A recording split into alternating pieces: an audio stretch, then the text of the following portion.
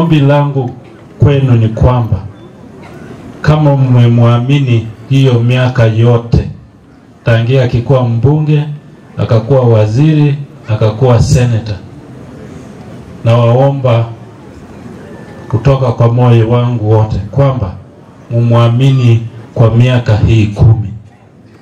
Mpatie nafasi aweze kutoa uongozi katika Migori County.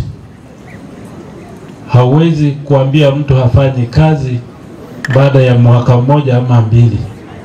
Na hali kuna watu wengine walipatiwa miaka 10 hawakuweza kufanya yenye tumefanya chini ya miaka 2.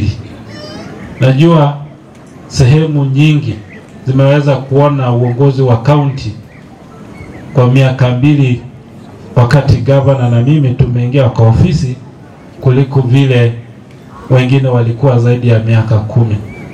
Kwa hivyo nawaomba kwamba kwa ile imani mlikuwa nayo kuanzia hiyo miaka, mkuwa na imani na sisi kwa hii muda, ili muweze kutusaidia na tutimize yale governor wetu aliweza kuahidi wakati tulikuwa tunaomba kura.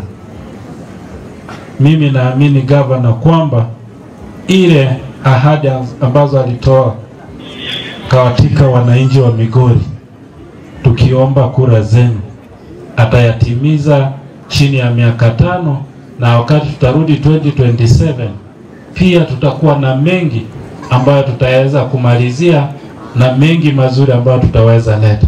Kwa hivyo ni nafasi na waomba kwamba muendelee kusimama na serikali ya His Excellency Dr. Ochila yako na aweze kutimiza hayo yote.